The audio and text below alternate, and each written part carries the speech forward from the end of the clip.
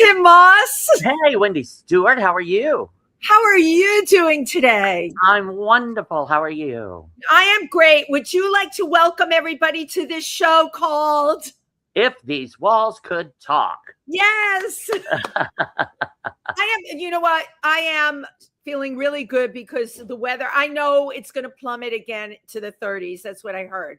So enjoy it now. Right. But you know what? I am enjoying it now. As everyone knows, and you know, I'm a spring person.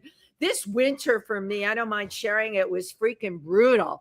I have, seasonal affective disorder. Most people don't know that because they see me out all the time at shows and in clubs and working. But I got to tell you, I take on all these things so I don't think about how I want to be in the corner of the couch. I am so not kidding you. Yeah. Well, I am a winter person. I love the winter, and this winter was even too much for me. It was too much.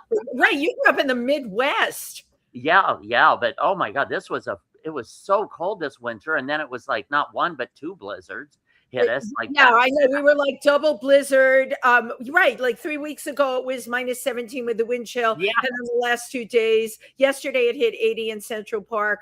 Thank God, enjoy it while you can. But listen, you know, I'm always out there, always doing. This week was really interesting because many people know I am like the head docent. I hate using that word at the Explorers Club, where I am also a member. But we had an author come talk there about she actually became a firefighter, but she is a PhD. Became a firefighter because her area of specialty is, believe it or not, controlled burns. Now, that's probably something none of us think about. When we hear of wildfires, we think of California and all of our friends that lost everything. Part of the reason California got so out of control is because of all the houses built around there and just how people look at setting fires intentionally, which are good. I learned that for the environment, believe it or not, a control burn is good. That's what her whole talk was about. And she's worked in Australia. And I know she came out with a new book called Ignition. Oh God, I can't think of a better word. I know our guest is over here laughing, but you know what? It's also interesting. And then I did a podcast this week, John and Kelly, and I haven't released it yet. And I got that award for most influential women for we had World Women's History. So and you know what? It was really, thank God it was a blessed week. And Sunday, I want to give a shout out that Laura Dunn is our candidate who's running for this coming Sunday. Yeah, New York District 12. And I'm co-host for her fundraiser along with Summer Strand and Dorothy. Our lovely Dorothy Bishop is performing. And that is at the Stonewall. It is at the Stonewall. And yeah, if you're listening. 4 to 7, I think.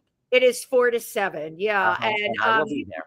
I figured you would be, Tim. I'm excited about it. I love Laura's platform. I do too. I do too.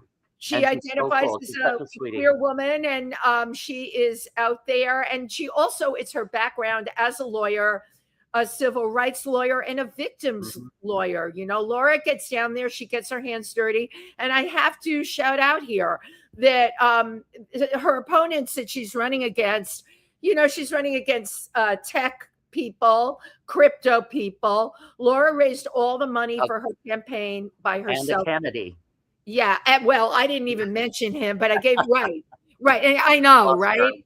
All right. A charismatic Kennedy. And he's lovely. But you know what? I'm in Laura's court, as you are, Tim. Same here. So get out there and vote for Laura. Yep. Well, last Thursday, I did something I've never done, believe it or not. I hauled my butt out with my friend Jessica. We went all the way out to Jersey City. Long trek to Jersey City. And I went and saw 50 Shades of Gay. Yay! Because I've never seen 50 Shades of Gay. Never been an audience from the audience. Right. I'm always in the show. It's really a fun show. Who knew? And you loved it. It was in New Jersey, so he had all New Jersey cast. Yeah, it was all our Jersey friends. So yeah, It was fun. It was fun to go out I for that. gotta hand it to you, Tim. It was raining cats and dogs that night. Yes, it was. It was working late, so I couldn't make it anyway. But even so, the weather would have turned me off. But our wonderful friend Cecily Williams, with a voice like an angel, crazy girl. Mickey talked about the launch of what's going to be his new short about transitioning, was there. Alexi Lovato, and who am I missing? That about covered Lower Welsh. Clover. Right. Yeah. These are all crazy. But then on Friday, my roommate took me out for a belated Christmas. We had been trying to sync up our schedules since December. But she took me out for omakase sushi. That was like what you and I had that time, where they make individual and feed you one at a time for, like, they have a whole menu. The place we went to, Tim, was amazing. They chose for us. Did they choose for you this time? Yes. Yeah, they had their whole prefix menu, and it was just one piece of sushi at a time that they prepare right in front of you and give you, and then you eat that, and then he starts to prepare the next one, and it's just a fun, calm, relaxing evening. But yeah, she took me out for omakase. Where did you go have that? I have a reason. It's on the Upper West Side at about 98th and Amsterdam, I think. Okay, you know how much the omakase is in my neighborhood, East Side, right? And in like a place even smaller than the one you and I ate at, that was really small. It's $62. Wow. Do you know what your bill was? Because I'm going to go where you went. Yeah, I think it was about 58 or 59. Okay, then it's expensive, I guess, because it is. It's very expensive everywhere. But I wasn't paying. That was her Christmas present to me. What a great Christmas present! You have It was delightful. Then last night, or I'm sorry, 2 nights ago, Monday night, I went to my friend Andrew Christie. He's a PR man, and he had hit me up because he had asked me if I would cover this fashion event. Yes. For Fashion Week. Well, he had hit me up and he said, we got snowed out because of the blizzard, so we had to move it because I wasn't available on the original date. And he says, are you available Monday? Come by and cover this. I would love to have you there. I said, sure. So I went. We had a ball. It was absolutely wonderful. Alex Soldier's Jewelry was the one that was hosting it. And they had a couple of other fashion designers, and they basically mixed and combined everything. Like they would wear one outfit, but with the Alex Soldier design jewelry. And they didn't have a runway; they just mingled. So it was like a party, and all of the models were just coming out, and you just walk up and talk to them, and it was fabulous. It was a wonderful fashion show, and I talked to a lot of the I can't think of his name, Malik Yoba. He's a pretty big star. He was on New York Undercover and cool. And he was there. Several things. Yeah, I interviewed him. We sat and talked for almost 20 minutes. We had a great time. Very cool. That should be fun editing that, right? Yeah. But it was a really wonderful night. That was really fun. What was the location, Tim? Where was it? That was down at Park South Hotel. Over by Gramercy Park. What a wonderful it's like about I'm trying to think. Yeah, about 28th Street. Cool. Yeah, off the park. Really cool. Now, also, just two other things. You know that I'm doing Project Transcend. I'm one of the producers. Share that with everyone. We got six incredible artists together, and they're all either trans or non-binary. And it was a 12-week program called Body Mapping, where each artist would lay down on canvas. We trace their body, and then they create their story within the confines of their body. And it was amazing. Now, each one of these artists are brilliant artists in their own right and have their own separate art pieces. Sure. We are going to have an artist market for them at New York City Pride at their offices, which is 154 Christopher Street, on March 19th. That's a Thursday night. So anybody can come and see their art and buy their art that they want. Now, as far as the Project Transcend art pieces, I got them a 3-month installation at the LGBT Center on 13th Street. And we're having an opening reception on March 31st. That's Tuesday, March 31st from 6 to 9. So come to either one of those events. I'll be posting about it. So follow me. And the 6 to 9 is already on my calendar. So yeah, if you're listening, make sure you show up. It's an amazing project. Tim has put a lot of effort into it. You know, we always want to show our support. I have one more thing to share. I actually booked 2 roles in 2 films. I can only take one because I have a conflict. You know what? It is what it is, and it always happens like this. It's a wonderful role. I am playing a very bitchy aunt. Very ants are fun. My guest is laughing. The bitchy aunt role. Yep, she's perfect for it.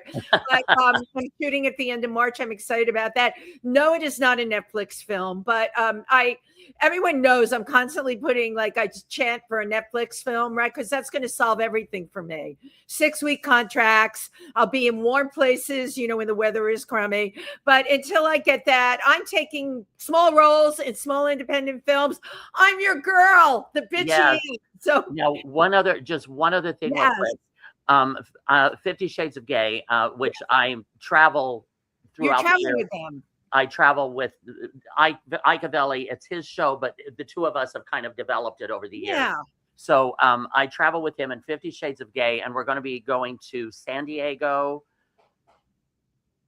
Atlanta, and Tampa. Yep. We've got those shows coming up between April and June, I think. So right. And let people know they can. Ike actually has the dates posted on his Facebook page and on his website. Good thing he does, because I have no idea. Right, and I kind of figured you airport. He does. So if you're in San Diego or you're going to be in any of those places, you can go to his website, which is under his name. I don't know it exactly, but you'll find it. And also if you're friends with him on Facebook. So yeah, you can see the Ike and Tim show. And now, speaking of world traveling entertainers, take it away. Okay. Well, we have a world traveling entertainer today, but actually, you know what? She's going to be very close to home. She's going to be having a residency at Pangea with the first show starting March 20th. Okay. Yay. It's got a great name.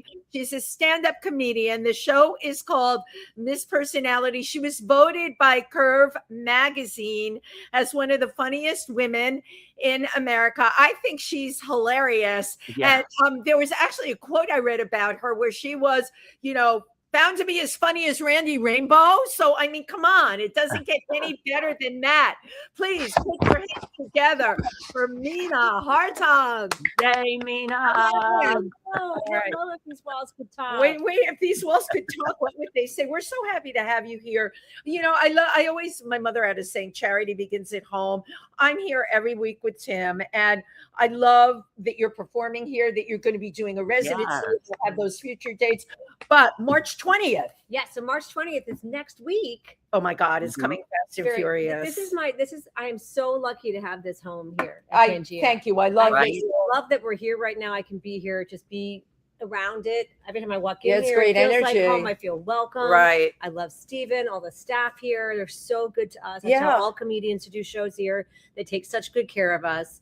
So I'm just gushing about Pangea. Well, we're so gushing to have you here today, and your show, Miss Personality. So Miss Personality is also the name of my new comedy special. It's a special, right? Yeah. So I perform it live. It's a full hour, and I also have a filmed version of it that is now working towards distribution. It might take a while, but it'll eventually hopefully be on Apple TV, etc. Cool. I know how you feel about Netflix. Wouldn't that be nice? Wouldn't that be nice? I'm going to chant for both of us.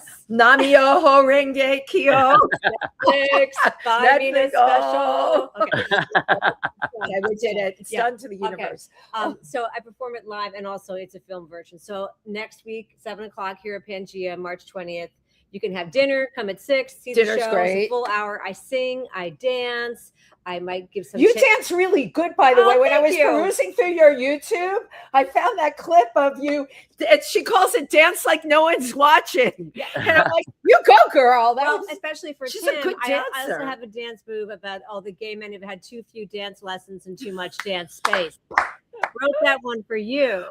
No, I'm sorry, because I dance all the time. I have tickets to go to the Good Room, big gay dance party. I miss dancing. Well, you can come out with me. I'll give you the Will you tell me information. Right, but they do. But the does- gay men take up. Let's I talk know, about but we that. have Right. to infiltrate. We have to infiltrate. Right. Well, actually, the gay men taught me to dance back in the Castro when I came out in the 1900s. So You came out in the Castro. I came out in Greenwich, Jesus. Connecticut, and then I went directly. And then I went Castro.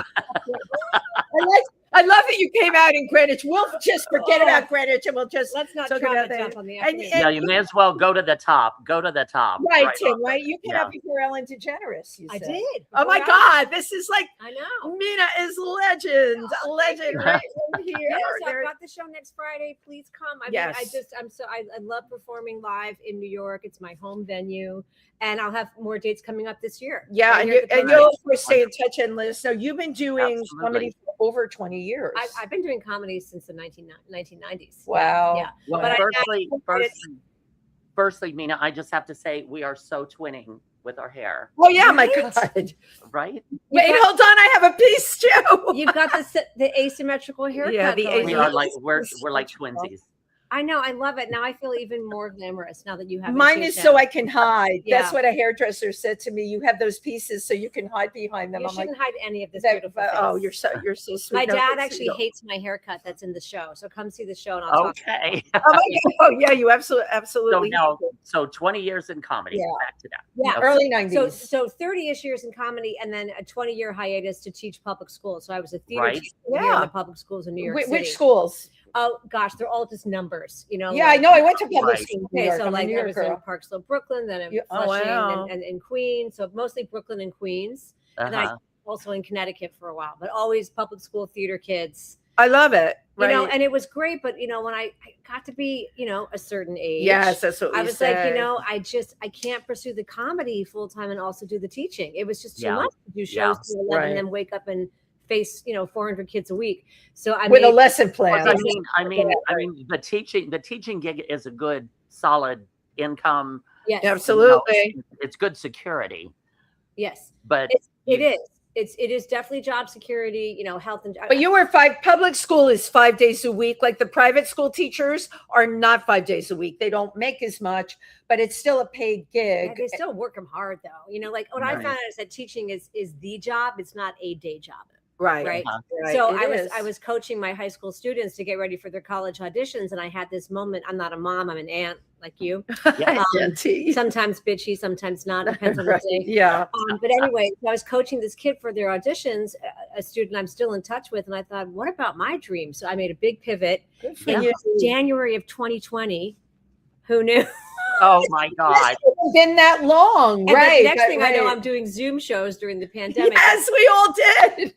This feels very reminiscent of that. And you had to put your That's Venmo right. up there. You had to have a Venmo. I put didn't makeup on. I didn't know what Venmo was, and I'm like, why do I need to have that? They're like, people are going to tip you, and I said, why are they going to tip me? I I think it was an Icavelli show that we did online. I'm like, why are they going to tip me? I'm like on a Zoom thing, Yeah, and but everyone had to it's the explain. only way to make money. Right. I didn't know what Yeah. a reason it was. Right? None of it. Yeah, right. But the thing is, I'm very connected with young people because I was a teacher. So I Right. just asked the young people, Ah, I'm like, Right. what do I Very do? good. What's the ring light? Yeah, right. what's all of these things? Right. Yeah. yeah. Because ring lights come in all different sizes too. No, these are fabulous. Well, I have a Now, lot of ring my- lights. Yes. Now, one of my best friends is a trans man who is a middle school theater teacher at 2 middle schools in Teaneck. Kid. I love Mhm. Kid. And over the next 2 weeks, each show or each school is doing Frozen. So I'm going to be going out and spending the day in the classrooms with him, which is very fun. But oh my God, is that a full day? I don't know how teachers do it. Yeah. Yeah. it Well, is. I don't know how you did it for so long. I My don't either. gosh. I need a coffee, I guess. I mean, first of all, thank you for going to the school shows because there's nothing like Yeah. a school show, right? I Oh, love right. doing the school productions, but it is a whole life teaching. And then July and August, you Yeah. have some time to Well, live. you have off because you need to recover from the whole and that's school the year. thing. Everyone's like, especially- well, do yeah. comedy in the summer. I'm like, I need to, Yeah, take a nap. recover. Yeah, Yeah. right. Yeah. No regrets. I loved it, but now I'm really happy to be doing comedy full time. I still teach. Which is I great. teach part time. I coach comedy. I substitute. That's smart. Everything has got to do with comedy, but it's not sucking the life's blood blood out of you. Exactly. Right. I feel like I've known you forever. I know. So I'm a lunch lady. I walk dogs. I babysit. Well, whatever I have to do to make it work. But I want to do the comedy. That's why I filmed the special. I'm trying to hit big and break through. Sure. I love it. Hit big and break through. And I'm sure those years of teaching, you've got a lot to draw on for your comedy. Oh, absolutely. In front of almost anyone, if I can stand up in front of all those kids. I know, for New York schools. So you teach comedy. Like, what is some of the misconceptions that somebody wanting to get into comedy might have? Well, it's such a good question because, first of all, so many people are doing comedy now, right? Right. Saturated, no complaints, but oversaturated with comedians, which is great. Yeah. No, it's not. Do not even say it's not. I'm so sick of it. I've been at this a long time, even longer than you. I paid my dues. I blew the Netflix dues right there. I blew it. That was comedy right there. I'm always about the positive. So anyway. But the misconceptions are that, first of all, you can teach comedy. I mean, you can't necessarily make someone into a comedian. If they don't have it, they don't have it. But you can teach the technical aspect of comedy. You can teach how to write a good joke. You can teach delivery. You can teach opening and closing.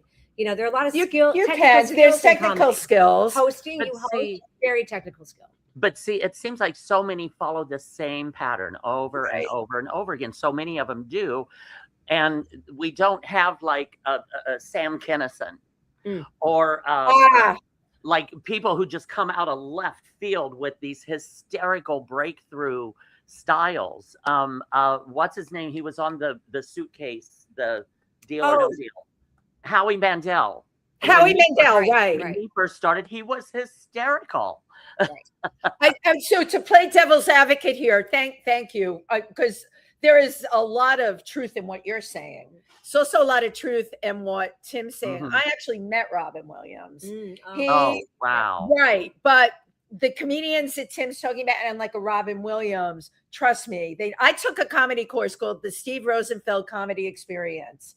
What the fuck was I doing in that class? I was already working and getting booked as a comedic person. Yeah. Some people do have, as to Tim's point, a natural style and a natural ability.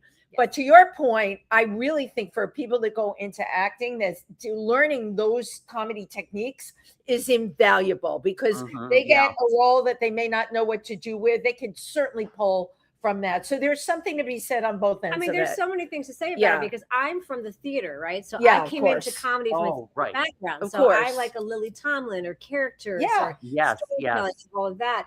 I mean, there's so many different kinds of comedy, right? There's punchlines, but now we have this narrative comedy that's very popular since Hannah Gadsby broke through with Nanette, where she's like, I'm just going to, talk about trauma while I talk about comedy. And she who are some of those comedians? Throw some of them out. Tig Notaro, who talked about having cancer. Right. I mean, just like comedy is just, there's the subject matter is so much more open now in terms of what we can call comedy. But at the same time, there is skill to it that you must learn. And what's challenging, I think, for me as a comedian coming from where I'm coming from is that I'm not a terrific content creator. And a lot of people create great content on Instagram, and then I see them on stage. I'm like, you don't really have the theatrical skill. There's something to live performance. I'm a bit of a purist. I'm a theater person. I taught theater, but I prefer a theatrical comic who has the performance skills to back it up. But in these times, devil's advocate again, we're on your side. But then you go on freaking TikTok and Joe Schmoes not only got millions of followers. Right. Joe Schmo is getting that Netflix special. We're back to We're back to the Netflix special. We circled back, which is also a comedy skill. I can't even take it. I know. Okay, I'm not going to be bitter. We're going to change the subject. Anyway, we're talking because we're happy and we're talking about your comedy. So were you like funny as a kid? No. Oh, really? You weren't the Weisenheimer kid? No, not at all. I was like the good student. I didn't smoke or drink. I was closeted. Didn't have any boyfriends. I wasn't fooling around with anybody. I mean, I wanted to be. But no, I grew up in a family with 3 brothers. I was teased all the time. I would cry and be sensitive. So it's shocking to me that I'm a comedian now. But I love it now because now I have the microphone and I'm in charge. Right. And the 3 brothers cannot bully you anymore. The hell with them. They can, but I have the microphone. You have the microphone. It was all about. So no, I wasn't funny at all as a kid. So I know, went to Amsterdam. I did. What was behind that? So right out of college, I was a working actor, between gigs. Yeah. My dad grew up in Holland. So he's lived here. Okay. There was that connection. He's lived here for over 60 years. But my mom is American, so my dad is Dutch. So I'm Dutch American. So I had a chance to go visit my grandmother, my grandfather. Oh, nice. So I went to visit her. I'm like, you know what? I should learn Dutch. We never learned Dutch growing up. I said, why don't I stay here for a few months and take a Dutch class? Stayed for 4 years. Wow. It's a hard language. I don't find it an easy language. It's not easy. It's not intuitive at all. But I had heard it growing up all the time. So I think it came to me quickly. You stayed 4 years. I did. So, it was the 90s. So things were cheap. Right. It was easy for me to get an apartment. And then I was able to pursue Dutch citizenship through my dad. So I made it my permanent home. And I started doing comedy there. Now you asked about that's interesting to me because it's totally different there than here. Well, here's the thing is that I was an actor. So I didn't have any experience with stand-up comedy. I knew what it was, but I had no interest in doing it. So I can't try out for plays yet because my Dutch isn't good enough. So I'm like, I'll go to some open mics and tell a story about, locking my bike in the rain. Did you do that in English or Dutch? I did it in English because if you've been to Holland, you know that their English is probably better than ours. Yeah, and they do all speak it. Oh, man, they study 5 languages. Their education. I know, it's crazy. Right. Yeah. So English is not an issue. So I went to do this open mic, and because of the language barrier, I didn't know it was a contest. And so they give me the equivalent of $100, like you won. And then okay, that's really. Hold on, I'm taking a moment. True story. That's really impressive because you weren't from there. No one knew you. I'm sure they all had their friends in the audience. Yeah, and also, you won. But I think they thought it was funny because I'm this tourist who's messing up her bike, and I did the story at Joe's Pub as part of Generation Women. So I wear a raincoat. And it's a whole funny story about when I first arrived in Amsterdam. I met my first girlfriend there. So I tell it, but see, the stakes were so low because I was just doing it to get out there. You know? And I think that's why it happened. Yeah, you didn't care. You were throwing it out there. And then people start coming to me saying, "Oh, can you do 20 minutes at my event?" I went home. I said, "I guess I'm a comedian now." And I never looked back. I love that. That is such a great story. And it never would have happened. Right. Mina, can you move over just a little bit? I want you're listening to Port. It becomes like the Titanic here where they go, there we are. I have to get closer to Wendy. There we are. So I looked at a lot of your stuff. Your girlfriend stories were really funny. And the bike, can you share that with our audience riding the bicycles there? Oh gosh, yeah. Well, I'm going to see my ex, who's of course my friend because I'm a lesbian. It's required. So we will ride bikes in Amsterdam soon. They don't all have U-Hauls. That was just a bad joke. They can't fit in the canal streets.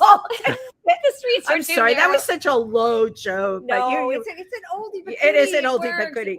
So we ride bikes and then you take someone on the back of the bike. So that was all very sexy. So I spent 4 years in Europe and I was being booked at Europride because again, there wasn't a tradition of comedy in Europe at that time. Amazing, right? So it was the perfect storm where I was one of the few lesbian comedians in Amsterdam. So I got all the gigs. Wow. And so I also was with a Danish woman for a while. So I just worked my way around the continent. I had a really You're having a grand old time on your bicycle. Yes. You were good to go.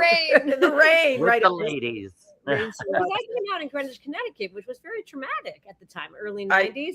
So when I got to Europe, I was healing and having fun. Yeah, of course. Well, now also, I just wanted to know, in the 4 years that you spent in Amsterdam, so you got to see your grandmother, spend a lot of time with your grandmother while you were there, right? Yes. Oh, that's wonderful. Yeah. Because that's 4 years of that intergenerational. And that's a wonderful thing that a lot of people don't get that opportunity. It's true. I hadn't thought about that. Thank you for saying that because I also got to speak Dutch with her, which was very meaningful to me. Wow. Because, growing up, we always spoke English in her home because they all spoke great English. Right. We visited all the time, but my cousins all spoke English, so we never learned Dutch. And my parents have said they regret not teaching all because my brothers don't speak it. But you're fluent in it from living there, pretty much. Conversationally fluent. Okay, that's great. I couldn't talk to a doctor. You know what? You can't talk to a doctor in English either. So you can't even get to see one. So we don't even need to worry about that. And then if you do get to see him, you can't afford him. So there you go. Right. The three of us are doing really good here today. Literally every week. I want to every week. We should talk about that. So it is interesting to me because, you know, what I learned about you, I watched a bit of Miss Personality. And you know what? I think you want to roll the video now so we can Sure. tell everybody what we're talking about. Let's take a look at Miss Personality. Mina Hartong. Mina Hartong. There we go. So my wife and I have been together for 22 years this year. And that is actually 52 years in cat years, which is how lesbians mark time, in case you were wondering. Again, teacher here to help. We've been together a long time. We're trying to keep the love alive. Our version of 69 is a little bit more like a mutual foot massage. You know, after a long day, but we're trying. She is half Thai and half Japanese. I call her my part Thai lover. When my mom first met my wife, she called her Oriental. And I was like, Mom, you know, you can't call her that. She's not a rug. What should I call her then? Her name. Yeah. So if you know Thai people love to joke around. They love to be silly. I love that side of her. The Japanese side of her is a little bit stereotypical. There are a lot of rules, right? Like no shoes in the house, of course. The sex toys have to be in alphabetical order at all times. Okay. And she is the cleanest person I have ever met. Like, she will take a shower every night, no matter how long a day she's had. I'm not talking like a quick rinse. I'm talking like she could perform open heart surgery after scrubbing down like this. So when I first met her, I was like, this is so great. We'll take a shower together every night. We'll keep the love alive. Yeah, no. I think a lot of you in this audience are old enough to have seen the movie Silkwood. Yeah, with Meryl Streep, when like she gets covered in radiation, right? And like they hose her down, like scrub her until she's bleeding. Yeah, that's what it's like in the shower with my Japanese wife. Yeah. So, but I did try it once in the early days. I got in with her and she was like lathering me up. I go, this is nice. And she said, do you want me to do your back? I said, sure. So I turned around and she's like, dirty white girl. It wasn't as much fun as it sounds. Yeah. So she's super clean and that's nice. And in my house, there's the right way, there's the wrong way, and then there's the Japanese way. And just so you know, the wrong way is the white way, which is how I do things. And then the right way is the Japanese way, which is how she does things. So she doesn't like me to do anything in the house, right? I load the dishwasher, she reloads it. I do the laundry, she redoes it. I pack my suitcase, she repacks it. She says that watching me pack my suitcase causes her physical pain. Physical pain. So, you know, I love my wife. I don't want to cause her physical pain. And I used to fight her on this. I used to be like, you know, we're feminists and we're women and we need like an equal distribution of labor in the household. And now I'm like, why am I fighting her on this? Right? It's like, so now when we go on vacation, I just lay all my clothes out like Lady Mary from Downton Abbey and wait for the vacation to begin.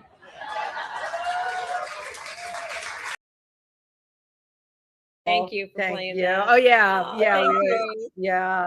Very, very funny. I'm just so proud of it. You know, it was like 20 plus years in comedy, being able to put this together into like a television special, hair and makeup, directed by Lisa Ginsburg, who's out of LA. Great. Hi, Lisa Ginsburg. We always give shout outs here. Yeah. Yes. Hire Lisa for any comedy special. She is brilliant and patient and wonderful. Nice.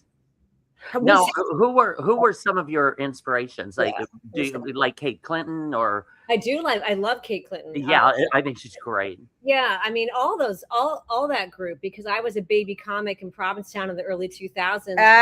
You know, before Instagram, handing out my flyer, barking on the street, right? Yeah.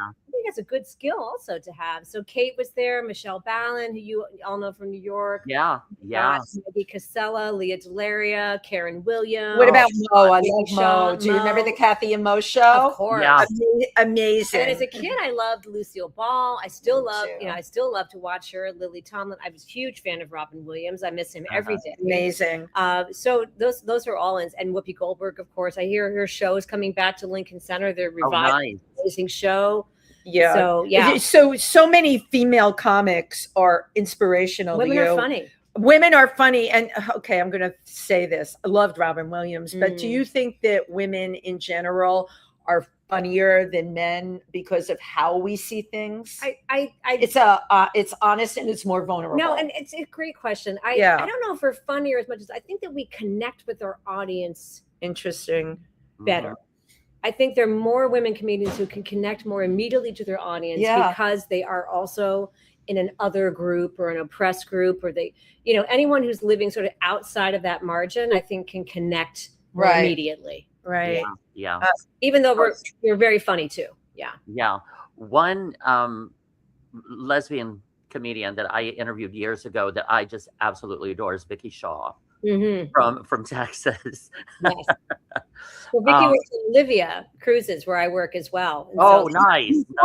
I saw some of your shows from Olivia. So Vicky is great also. I was going to mention her as well. She's so hilarious and so talented. Yeah, and just such great storytellers. But then you've also got like Coco Peru, like a drag queen. The drag performers. The storytelling aspect, that's more difficult than what they make it look, than what you make it look, Well, what you showed is I don't even know if I would call it a joke, right? But it's a longer story with a punchline is how I see it when I watch it back. Right. And again, coming from a theater background, I have a couple of punchline jokes that I've told for years, and I love them. I love when I arrive at them, but mostly what I'm doing is I'm just telling anecdotal stories that are autobiographical that are funny. But that's what people, I think, connect to. When I took that Steve Rosenfeld comedy experience, he took all of my stories and put them in a setup and punchline format. It was so unnatural to me. I remember this joke. I went to school in upstate New York, SUNY Binghamton. Everyone was pre-law or pre-med. I was premenstrual. That is totally not funny. Don't laugh. It's not funny. I mean, it's funny, but it's an easy laugh. You know what I mean? But it's like he took the heart out of it. What I love about your story had me sitting. I wanted to hear more about it. You did a story that in one of your videos that I really loved about riding the bike with this, beautiful girl that you had met, and you didn't know whether you were going to be having her on the back or you were going to be on the back and she was going to be that. It was funny. It's a funny situation. Well, I feel like what funny people do on stage is that we get vulnerable so our audience doesn't have to. Yes. God, that's a teacher in you that knows that. That is perceptive. I also learned that from Keith Johnstone, who was one of my improv mentors. Fabulous teacher. And he said, the audience actually is okay if you fail, because then it makes it okay for them to fail. Right. At life or whatever. So, but listen, there are all kinds of comedy. The setup punchline is great. It's great at certain venues, right? Maybe sometimes on cruises or casinos but everyone's looking for all different kinds of comedy. This is just the kind of comedy that I am good at. Right. I've got a professional question for you. When you're on stage, is it more fun to have the audience just be quiet and laugh, or is it maybe more engaging? Like if somebody, which do you prefer? Bantering with someone. I definitely prefer the former, because I think I'm doing a monologue really in a story that I like to drive a little bit more of that car and have them reacting and laughing with me. You like to tell your story and drive the car. And then if there's a spontaneous moment that comes up that really feels right to me, I'll play into that. But I don't do a whole lot of crowd work or banter in my style. Yeah. Not that I would.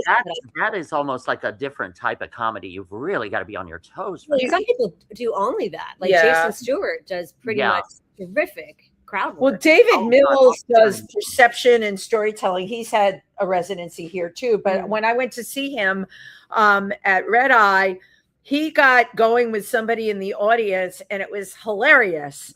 But I thought, God, you really have to be, to tell your story. You can tell your story. It's great. But you don't know what that person in the audience is going to get back to you. And it was like watching a masterful game of Olympic tennis, watching him do that. No, and I'm like, David is brilliant. David's brilliant. And sarcastic. I love it. He's so sarcastic. And there was just, he and this guy were going back and forth in the funniest way. He made the guy funny. This was like a normal person. And we were all laughing at not laughing at, but laughing with. Right, but he still always is driving the car, right? He drove exactly what you talked about. It's a high level of improv.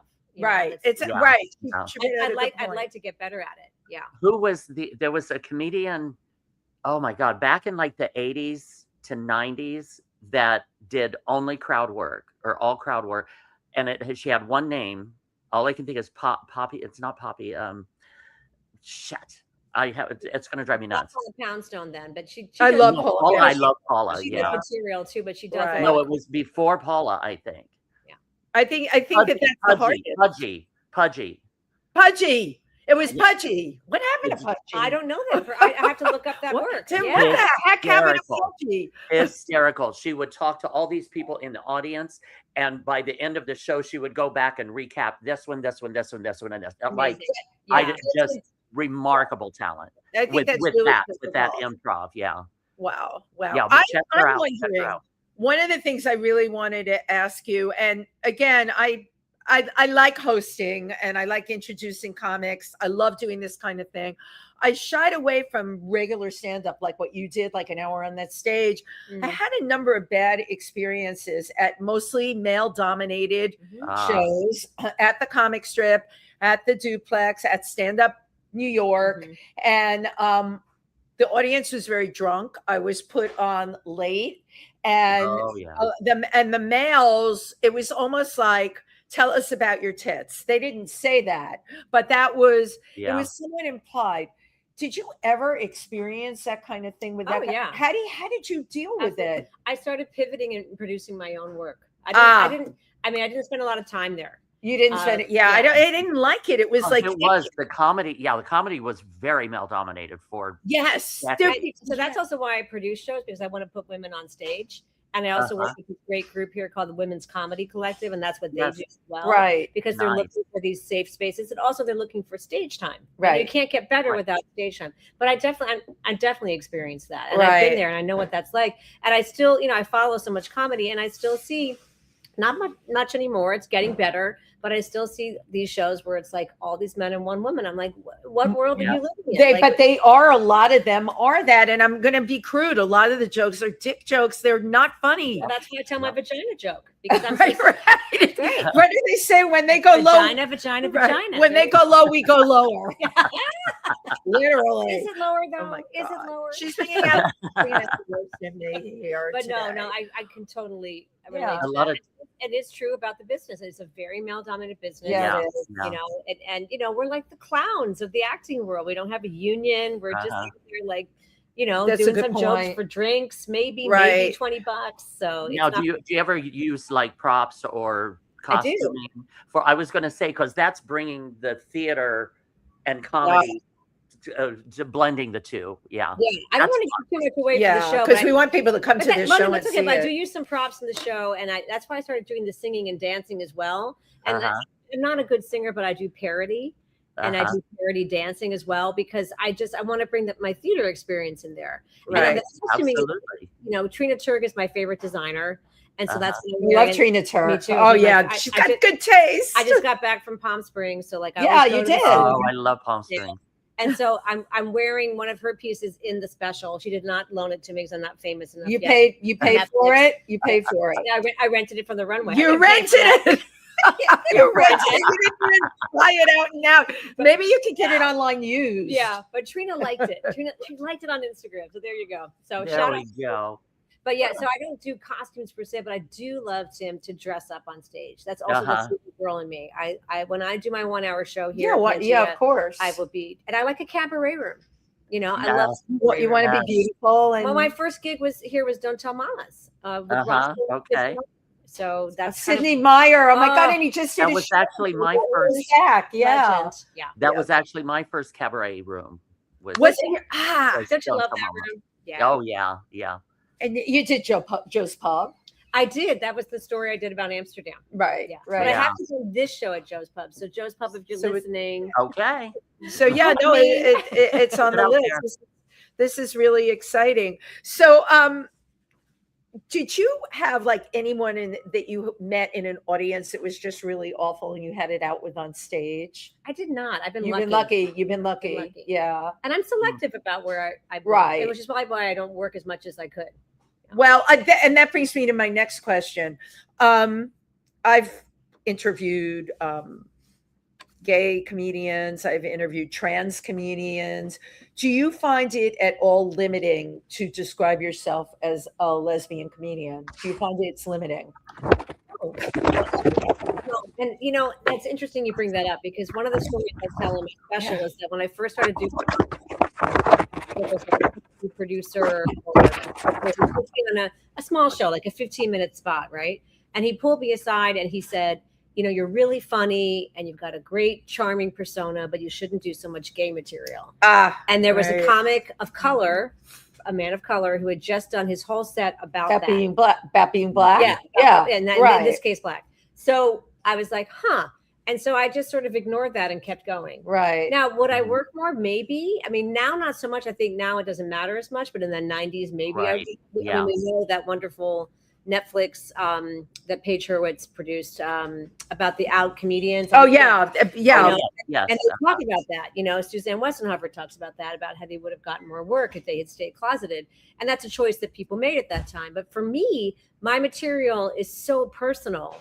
Not just about being queer or being a lesbian, but it's your life, my dysfunctional family, and now my marriage, and being a teacher. I couldn't imagine, like, how would I do that? Right. How would I write my material that's so genuine without genuine? Right. Exactly. And you want that authenticity, and the best way of authenticity is write what you know.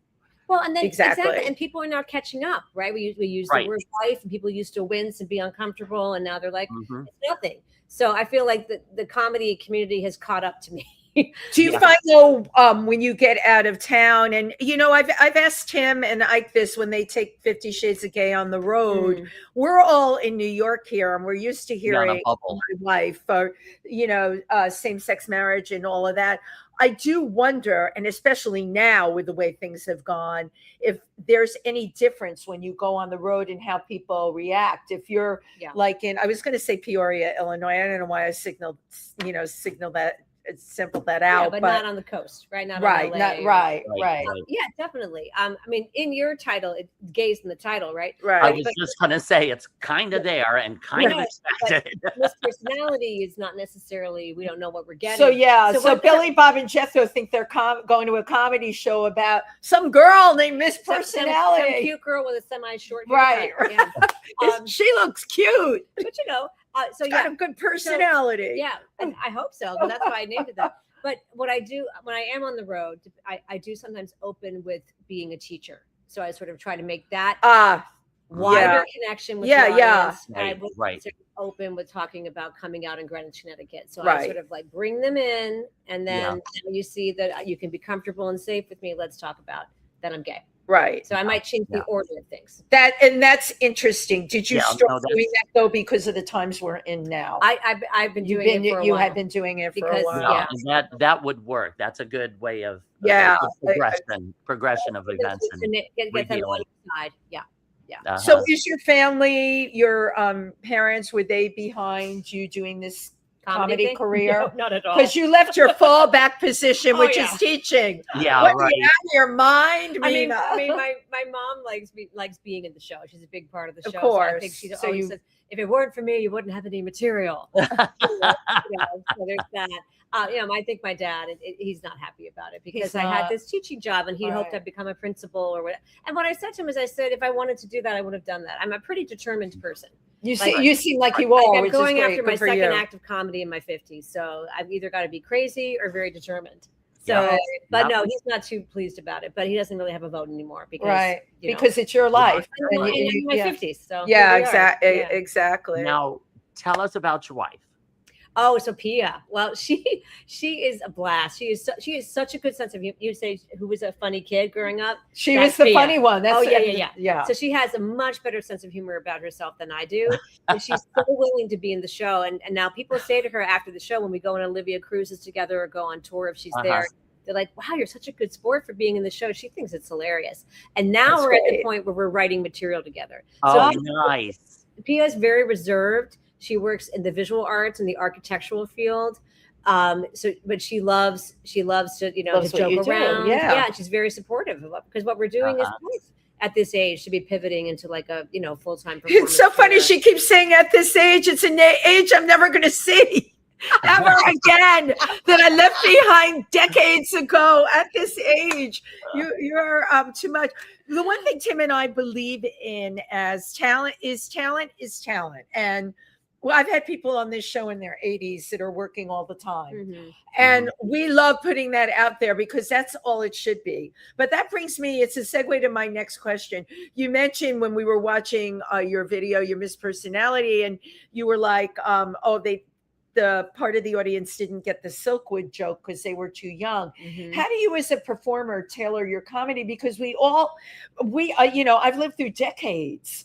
I can do stuff now, but I also have the Silkwood thing was so funny to me because I knew exactly what that was, but the kids didn't get it. Well, I did this joke the other night on Sunday, and it was mostly a young audience. It was interesting because I don't tailor. I just sort of tell them right. That's where the delivery comes in, I think. Because that's the technique. If you're delivering the joke in a way, they'll get it, even if they don't know the movie. Right. They'll get the rah, rah, bleeding, you know. Right. And there was one person in the audience who knew what Silkwood was. Now, I filmed the comedy special in Palm Springs. Shout out to Palm Springs. Right. Well, Trina Turk. Yes, Palm Springs. Trina Turk, Palm Springs is my second home. So I built my audience there during the pandemic. And that's why I deliberately filmed it in Palm Springs. So we had fantastic 2 sold-out shows. And they did their job as a studio audience. But no, to answer your question, amazing. I don't really tailor it. I'm always looking for new material, but it's mostly new material about my life. That's my life. Right. And then my wife is always doing stuff that I like, and then she's like, "Put that in the show. Put that in the show." Right. So we're working on some new stuff. So we're having fun with it. We want to think about doing content together. Pia is a very. I was just gonna. Yeah, right, Tim. She's a very private person, but I think she's coming around to it because I do need those followers. You know, I don't. So you're thinking of creating things on TikTok? Maybe. Yeah. Maybe if she's willing. Yes. Our friend Dorothy Bishop. She could be, excuse the pun, but she could be the straight man. Like, our friend Dorothy, prim and proper and all of that, and then called sir, so she does pass. Dorothy Bishop, who does the Dozen Divas show, is a very good friend of ours. I love her to death, and she's hilarious. A woman in comedy for sure. Also did the cruise ship lines for years, but she has really her show is at Triad pretty much every month. And she does diva impersonation. Oh, we need to take you. I definitely want to take you because you know, and you need to see her. She's hilarious. Oh, I want to go. All funny women should support other funny women, but she has really made a name for herself on TikTok, and she is really funny. My thing for TikTok that I can't, it's like when I see the most mediocre person in the world on there with millions of followers, I'm like, Dorothy keeps telling me I need to get on TikTok. I can't do it. I'm on it, but I don't make enough content. I can't. So, and the young people, here's a tip. The young people are helping me.